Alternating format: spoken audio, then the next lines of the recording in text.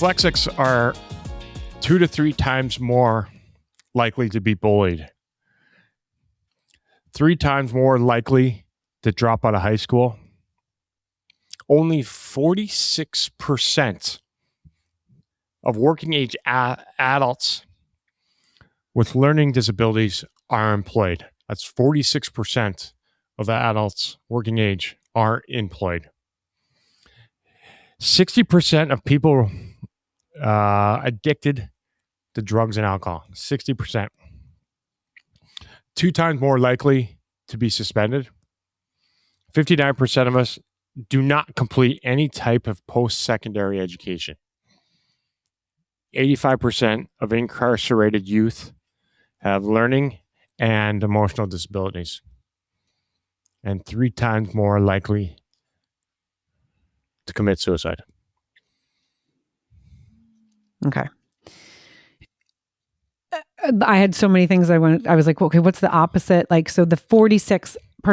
That one got me. Well, they all got me, but yeah. So it's saying that 46% of people adult age, so 18 and up, only have a job. So 46% of people 18 and older that have learning disabilities have a job. So that leaves you 54% of people with learning disorders. I shouldn't say people. Adults don't have a job. Right. But we're putting 18-year-olds in that because that's considered an adult. Because they said an adult. So I'm adults. No, yeah. That's from age 18 up. 54% of people with learning disorders do not have a job. Okay. So today we wanted to open that way because I found this. Those numbers. When I was sitting, I don't mean to jump all over you there. No. I found this sitting in my doctor's office, waiting for my doctor. Obviously, there's a few places people love visiting their doctors and their dentists, and so I'm sitting there, and I actually found this on I don't know which dyslexic site, so I can't take credit for these numbers. I can only take credit for these numbers as being one of us. Right. The 2 to 3 times more likely to get bullied. I would probably put that higher, personally. You would, yeah. I would. I don't know, but what do you? I don't know because I mean, we talk about this, and we have such an interesting. I mean, we can go back to the beginning, and the reason why is I wasn't bullied. I wasn't bullied. Yeah. Montgomery wasn't bullied. None of my kids were bullied. Because of, they weren't bullied in general. But I know a lot of people that we've talked to, because when you said that in the beginning, I was like, okay, there's probably something else going on. And then the more people, not that I questioned it, but the more people that we have talked to, their kids are bullied and they don't have a lot of friends. And I'm like, and that's exactly where I was going. What you just, I'm pointing at you. Yeah, we did that last time. I think to also put in there is not having friends. So not necessarily being bullied, meaning I'm going to steal your lunch money. Mm-hmm. Yeah. Being bullied, not having friends, I will put in that same category. You're the weird kid. What's wrong with you? Not being relatable. You're not relatable, right? I put that in on those numbers to your point. Like, you never had that. You said, Montgomery, all your kids. I did. No, you do. And a lot of people that we've spoken to, I mean, right. Even like, Danielle, that I work with, I was actually surprised by her saying that she didn't feel like she fit in a lot. And I was like, what? I was like, what are you talking about? And she's like, no, not, she's like, certain people. Yes. Like when we played lacrosse, she's like, obviously I connected with you. She goes, but there was a lot of disconnect. And it's an interesting thing because I've thought about it, like over the years, I've really actually thought about it because it is something that when people talk about, there's times where I thought that the word bully got pushed around too much and I'd be like, oh my God, in school, it's like, okay, that's what they're talking about, bully. And I'm like, okay, well, let's get to the Band-Aid. Like, what is the reason? Like there's a reason underneath it. And so I've always been, I don't want to say fascinating because that sounds like, that's not the word I want to use, but I've always questioned that a little bit more of digging deeper to that. And what is that? Is it where you grew up? Like, Now, again, I have just, we have different personalities. When I was talking to Dwight, I remember Dwight had a little bit more of like how I was, and Bridget had a little bit more like I was, where her brother had a little bit more, he was ostracized and felt different. So like there's something in there.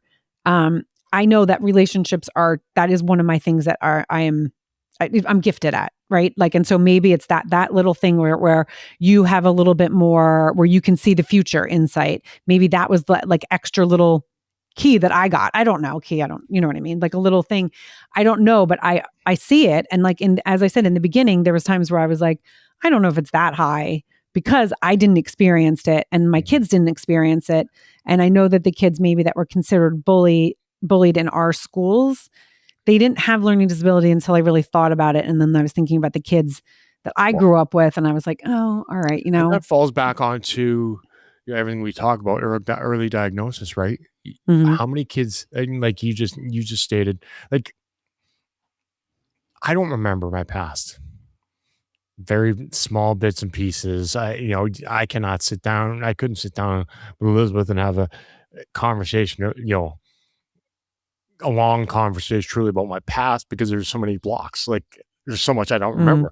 Where your like ancestries and like. So to your question, that you just stated there, like now you think back, you thought these kids didn't have learning disorders, but 80% of us never got diagnosed till after. Right.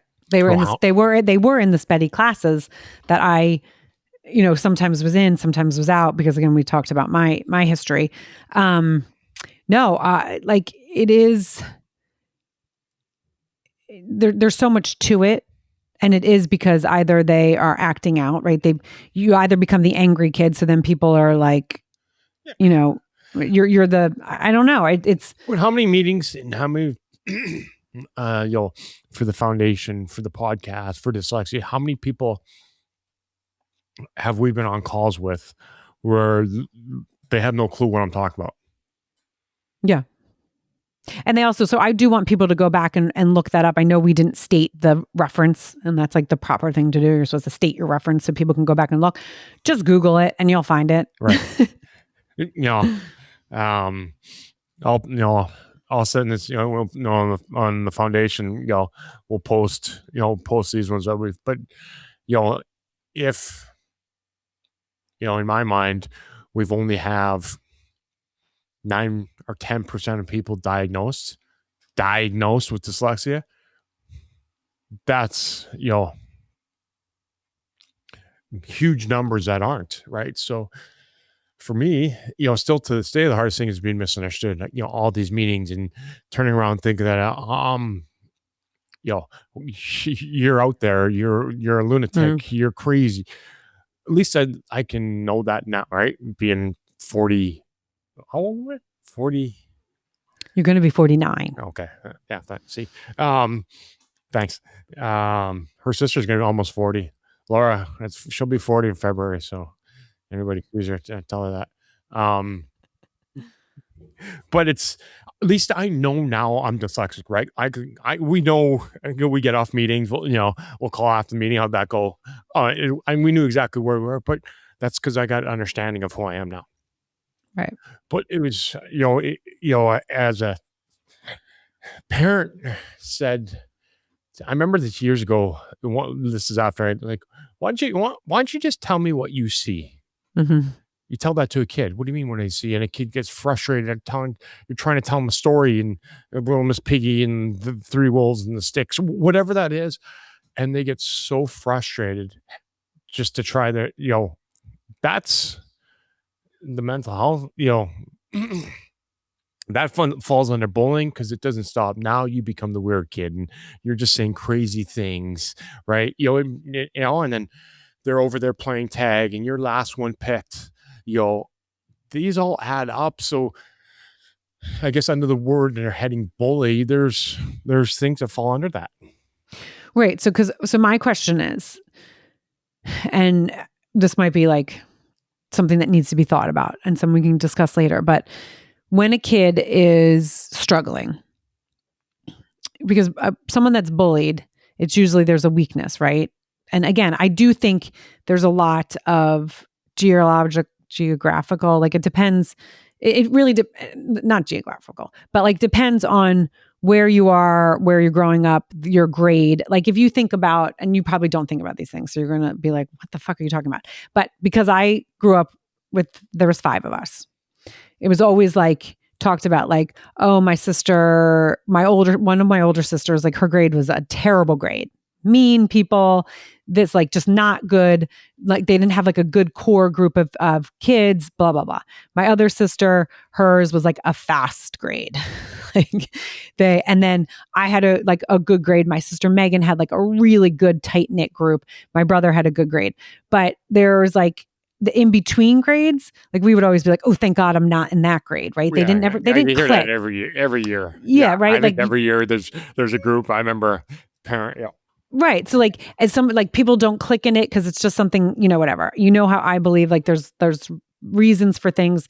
I think that sometimes when someone is the harder you get sometimes things when you're younger, you develop this armor, right? Like if you maybe didn't have a tough time in school, would you have been able to been as successful as a hockey player because of the fucking shit that like people would say to you all the time?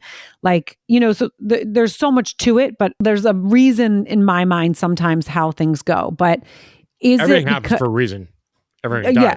I would totally believe that. Now, so is it that the kid that is struggling is someone that's insecure, notices they're struggling, and then they're the target? Or is it like they're taken out and like the teacher's taking them out? So then it's like, oh, we know that you're the one who's struggling. And like when I was growing up, I wasn't taken out because, right, I wasn't identified until later in life. Montgomery, where everyone like gifted and talented kids got taken out. He also like it. So it's just interesting. Like there's a whole makeup, and I don't know if I'm making any sense, but there's a whole makeup to everything. And like to me, what is the straw that all of a sudden it's like that kid's the target? Like, what is it? Is it one thing? Is it a accumulation of things? Am I making any sense? Yeah. Well, yeah. But to your point is, I give up my hockey career to find out I was dyslexic at a young age. So to your point, totally. To your point, fuck that. It made me who I am. You're right, it did, but fuck you.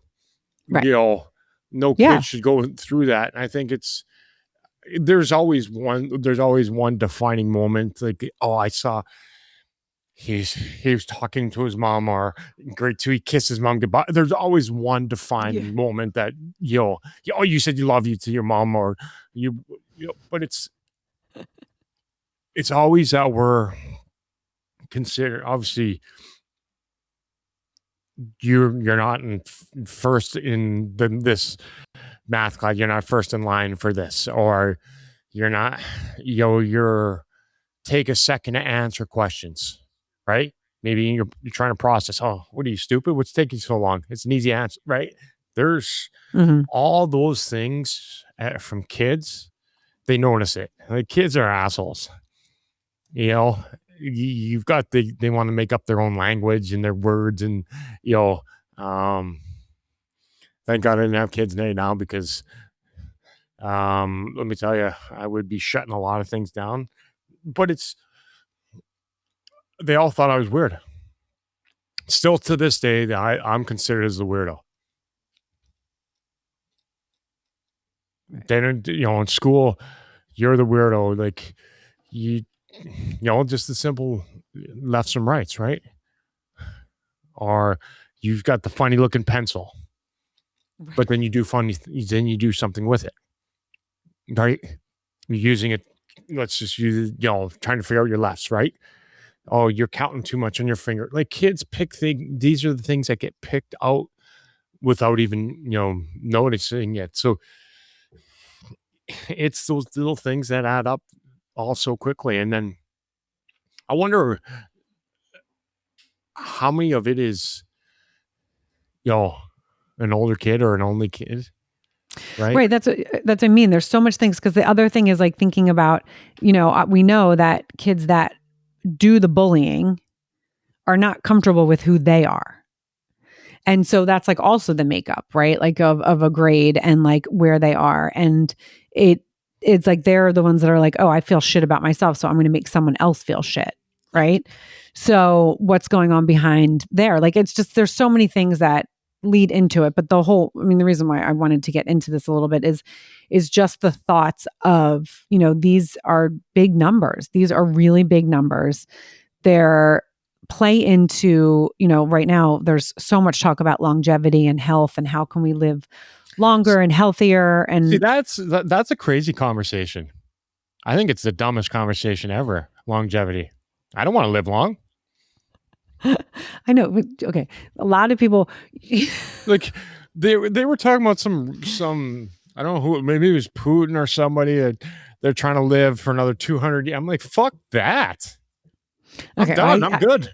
Yeah. I don't know about that, but I want to live what the time that I have on this earth. I want to live as healthy and as clear-minded as I possibly can. I know I do. I really do. And I'm good. I'm not saying, I'm not making the faces at you. I'm like, awesome. And feeling is good. And that's what I want to do for everybody. Yes. Do I have that? No. Right. Will I ever get that? No. And that's okay. Because it's what we're trying to do for everybody else. It's right. It's breaking down like the 85% of incarcerated youth, right? I mean, that's just, it's so ridiculous. Like that's fucking, obviously, and it says in here, have learning and or emotional disabilities. 85. That's the next generation of our world. And they feel ignored and dismissed and not seen, not heard, not understood. 3 times higher risk to attempt suicide. Oh, absolutely. I would have said, a little bit more than that. Obviously we've known and we've talked about the 60% addicted to drugs and alcohol. At some point of their life, right? At some point. Those numbers are it's crazy. So when I was on that television show, that Piece in Connecticut, the guy afterwards said to me, gosh, your story. And he was like, were you ever like in trouble? Like, did you ever get in the wrong crowd and do like bad things? And I was like, no, I mean, listen, I was like, I probably did some risky things, but no, I never really got in trouble. He's like, you would think, that you would. And he's like, were you ever, he's like, this is really personal and I'm sorry. He's like, I probably shouldn't be asking that, but have you ever been addicted to anything? And I said, well, I had a sister that was addicted to drugs. So I really didn't ever want to give my parents any any more heartache there, but I definitely drank way too much. And he was like, okay, that's kind of what I was looking for, but I didn't mean it if you said no, I was totally fine. I was like, I definitely did some risky things in my years because of drinking probably too much and all of those things. And so like, if you think about the depths of that. Think of parents. So it's everybody who doesn't have, learning disorders. We don't want to have them. Right. We don't want to feel this way. Like if you guys had a video screen or TV or something watching my brain, like watched like my thoughts and what goes on there, you would run for the goddamn hills so fast. Elizabeth and I are laughing this weekend. Like how we get things done is, hey, she just broke her Heinz ketchup pillow. But how her and I... He's talking about the dog, not his wife. Sorry, folks. But how her and I complete a task together is so different than anybody else. And I think, you've talked about it, Dan's, he can do one thing. Like he's simple. He can't multitask at the levels that we can. And we're multitasking 65 different things, but a normal can't. They're like how so the fear of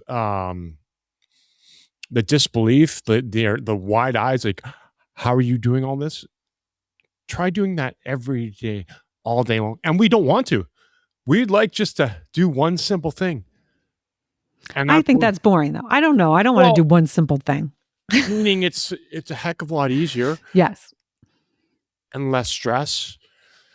And yes, anxiety, there's less stress. Right. All those, and all those things encompass. So if you can take, take a gummy, if you can take a drink, if you could take a pill and release that for minutes,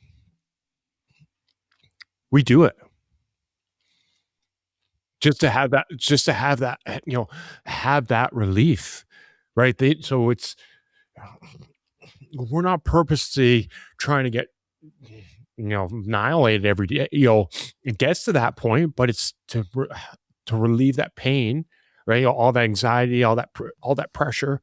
It's like popping open a can, all that gas is gone, right? It's just to get relief, like for a moment. I mean, I know, like at the end of the week, that's when I was like, oh, I can't wait just to get shit faced. Well, that was, that's why our Friday night pizza, right. That's what we're talking about when it comes to those high numbers of addiction is just, can we escape from that for 5 minutes? Oh, we did. How do we do it? Oh, we took a pill. Okay. Well, I'm starting to feel that.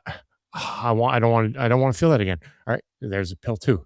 Like it ramps up very, very, very quick. Very quickly. Yeah. And then now you're down a different rabbit hole and trying to get, trying the sober portion of it. Then now you look at these numbers, you go back to these numbers. Now you're like, we're part of these numbers. Right. And now it's like, I don't fit in. Like, where do I turn in school? I don't have a friend in this class. Like, how many kids are trying to find friends? Your kid, you obviously Penelope True. Oh, I want to be in class with, my friends are in this class, so I want to be in this class, right? But what if you never have that? There's never a friend in your class because you don't have a friend. What do you do? Or you're in a class with people that, have, these are what some of these lower level classes. I mean, Montgomery talked about that on the first podcast, right?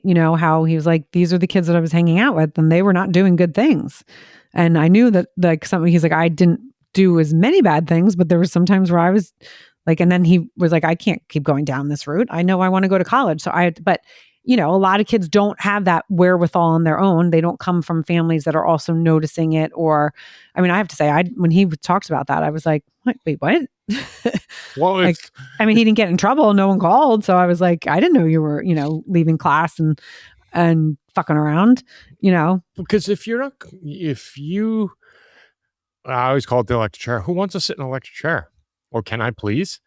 Right. And that's what school is. It's easier for us to make bad decisions in that younger age. It's easier. Yeah.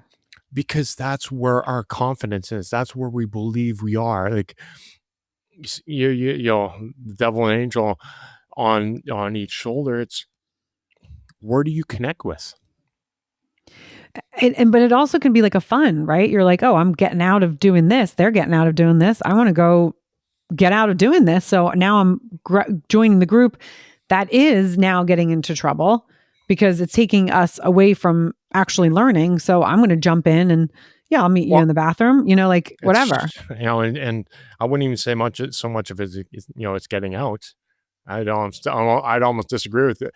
It's now, okay, I might make a friend. Oh yeah, see, I don't see it that way, right? Yeah, because that's where I would look at it. Right. I wouldn't look at it the way you just said it. I'd look at it the other way. Yes, I'm getting out of not doing the work, right? Like that just goes hand in hand. But it's like, I might become friends with John, or I might be friends with Jay, or I might be friends with Robert by doing this. That's how I would look at what you just said. Isn't it? But see, this is what's so interesting. That's why I love when we get into these conversations. Yeah, because I would never have looked at it that way. Because again, Montgomery had friends out of these classes, right? He had a different group that he was friends with because of sports that were all in the good classes. They were all in the good classes. He just happened not to be, but they didn't know that he was in these lower level classes. They just knew that he wasn't in theirs, but he made friends easy. So for me, for me, I played 18 years. There wasn't not one time in 18 years pro, like we go on the road, we lived on the road forever, where I had a guaranteed friend for dinner. I hate that. It was easy, is like, because everybody had their friends, their groups, they go to dinner, whatever, stay, tell me whatever you want. I never had one time where I had a guaranteed friend to go for dinner. I had to search for it, besides, like the team dinners or whatever, but we're on the road in Boston the night before, I'm searching for, a dinner partner every single time. That sucks. And if I didn't find it, I'd room service. And a lot of times when the kids were younger, first night was room service anyways. I'm like, no yelling kids, big bed. I was going to say, yeah. Right, so I was going to say, sometimes it probably was nice. I ain't fucking moving anyways, but I never once had a friend I could turn to. Never once, 18 years pro hockey. I had to search for roommates. I had to search for, Yeah. And I want to say, because this is what's so interesting, because I've heard like interviews, or you've talked to about it before too, like that your teammates, they weren't aware of it. Like they would be like, "Oh no, we were friends, right?" Yeah, and I don't mean, I don't want to be like, I want to state this: my teammates weren't assholes to me. Right, so I want to make that very clear. Fuck Sopel or fuck Soaps. No, it wasn't that at all. We just didn't have a connection. But I was gonna say, you didn't feel like you fit in. You didn't feel comfortable being like, oh, this is the person I can go and just be like, oh, I know we're meeting. Like you had to think in your head, oh, who's going where? Who do I? We're on the bus. Say, you guys going to dinner, or what are you doing? Or in the lobby, grammar key in the elevator. Hey, you guys going now? We're meeting here. Like that's what you had to ask. I always had to ask. So I want to state that very clear. I left the game with no friends, but it's not like they were mean to me. Yeah. Not like they were trying to ostracize me or being, that was never the case. Ever, ever, ever. It was just, I didn't connect. You didn't connect. Right. I'm glad that you cleared that up. Not an only reason, because it's good for like, just to hear it too. It wasn't like that. Right. You weren't bullied as an adult. No. Right. But as a kid, that falls under the same umbrella. Like, why can't, as a little girl, Sarah wants to play with, Penelope and they want to play, like, no, I don't want to play. Like, yeah, they're not, she wasn't bullying, but that falls into the same category to me, because obviously it gets worse, but no, I'm not playing with you. You're weird. That's what I got basically my whole life. Right. And I do want to make this clear as well, because I think that just because you have learning disabilities, there's so much that goes into it, but you specifically, you didn't understand yourself. You didn't have that connection with people, and that there's so many kids that have learning disabilities that are feeling the same way. And so that's why we're talking about this in this fashion, because it's not, again, like, there's kids that get bullied that maybe don't have learning disabilities. Correct. But there's something there, but the majority, and that's why that we have those percentages to show, because you didn't feel the connection and you didn't have that yours is directly because of your learning disabilities that you did not know about. And I remember when earlier when we talked about this, when I said I would put a higher percent of dyslexics not having friends than having friends. And you looked at me like, I'm crazy. I did. Yeah. Because my world was different, but the majority of, am I not correct? No, a lot of people that we that we have spoken to, the kids did not have a solid friend group, correct? Totally. And I think, I think it was maybe myself, Bridget, and one of our new friends now, and maybe Dan Serino, and I'm saying his name wrong and I always say it wrong, but I feel like we didn't, but the rest, and if you think about it, and obviously Montgomery, I mean, Bradley talked about, right? I mean, Montgomery didn't, but Bradley talked about, that he had his one friend, but it was because they both were dyslexic and they happened to be in the same class. And then Bradley did flourish because he was, he got diagnosed early and was comfortable with it. And then he did have like a good friend group when he was in high school. I mean, like a big one, where Montgomery went to many different schools. So had friend groups, but he went to 4 or 5 different schools. So it was like, okay, yes, I still have my core people, but then you leave. And then he had to make new core people. So he was very good at making new friends, but that's also, as we know, he's a charmer. Like that again is one of his gifts in making that connection with people in that way and knowing how to get around it. But most people that we have talked to, you are 100% correct. They said that they didn't have the connection. And I do want to be very clear when we're talking about getting people diagnosed early, like how important it is. It is so important. The numbers, there's still going to be bullying. There's always going to be bullying. That is just sucks. That's the way life is. But this will alleviate and help with it. There's going to be kids, that are still mean to other kids, whatever, because maybe the kids that mean to are not right. And so it's not alleviating it, but it's going to take the numbers out of the learning disability, the kids with dyslexic being clumped into that. If I started school today, I've got way more understanding of who I am and what dyslexia is, right? Obviously what we've been doing for a number of years and foundation being in its 8 year. So if I walked in school, I could navigate it better because I have understanding. And that's what everybody is. Every parent can now, if you get a formal diagnosis, parents can advocate for their kids in the proper way. And what I mean by that is, if you don't have a formal diagnosis, I think it's X or I think it's Y or the school identified, that's still not 100% correct, right? You're guessing. Right. As a parent, you can't 100% advocate for your kid without a formal diagnosis. And then most parents are finding out for the first time about dyslexia. Like myself, I didn't hear the word till I was 32 years old. And, here we are. Now got my daughter. I didn't advocate properly for my daughter because I was learning too.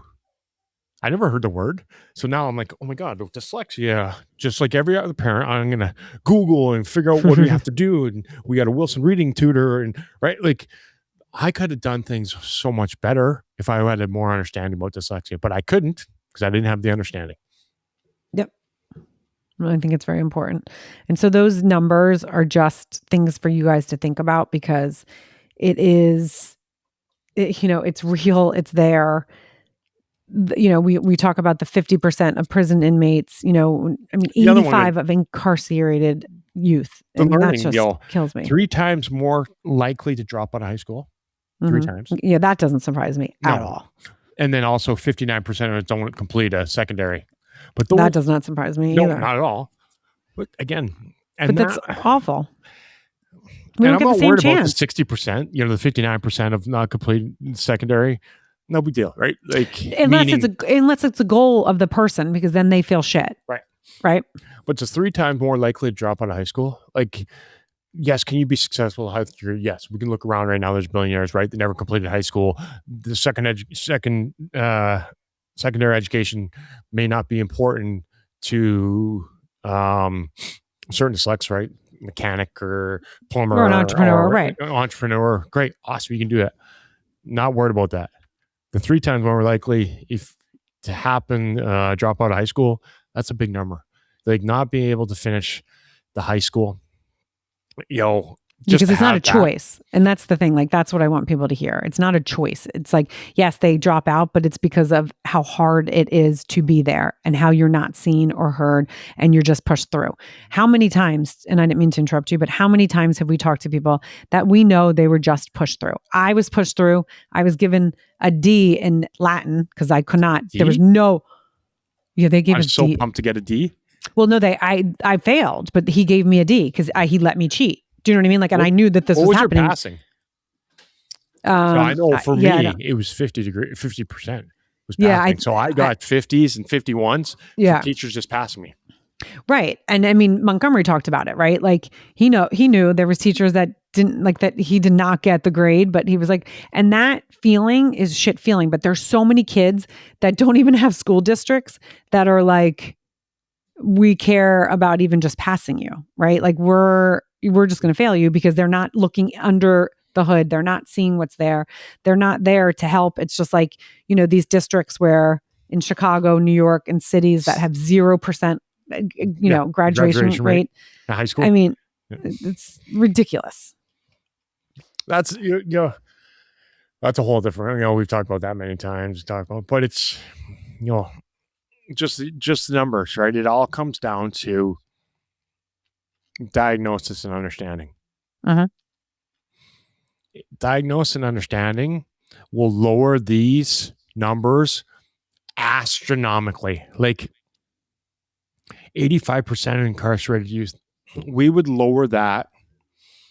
Oh, tremendous. Huge. I mean, huge. I bet you we could cut that in half. Yeah, I was going to say even lower, but we know my math. So.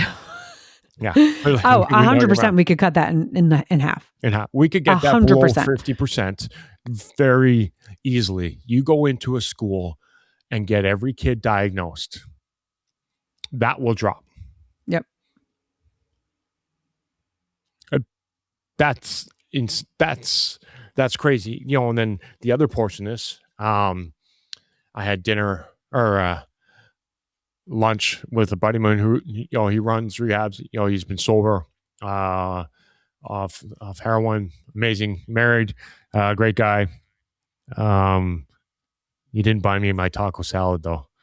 I have a taco salad at a pizza joint. It was just like one of the first dates was a taco. She's like, "You're having a taco salad at a pizza shop?" I'm like, "Yeah, so good." But where I was going with that is, so they've, I think the guy he worked for, I think he's the vice president of this company. They have 8, 10, 12 rehab facilities, and they don't talk about learning disorders. So you talk about 85% incarcerated, right? 60% are addicted. So take that 60%. How many people are those going to go to rehab? A lot of them. And now what happens? Their main trauma would be clearly learning disorders, and they never address them. They don't talk about them. They don't even talk about the meds, what that could be. Like, this is all entwined so deeply, and so deep. Nick's sober. He's been sober, and look where he is now today, right? And he still didn't even understand, this backside of proportion, what is leading to the collapse of our youth, in my mind. Yeah. Who wants to be walk around all day long and not be seen? We all want to be loved. Every single one of us want to be loved by at least one person. But when you can't break down these walls, when you can't learn to love yourself, how are you going to let somebody love you the way you need to be? And how are you going to reciprocate the loving them? And how are you going to be able to verbalize what you need if you can't understand it? The depths of all this is staggering, and that's what nobody ever talks about. And when I was at my doctor, where she's like, "Hey, she's been the doctor for, that's where we've been for 20 years, 15 years, been, so I've known her for a long time." She's like, "Hey, how's the foundation?" And kind of started talking about it.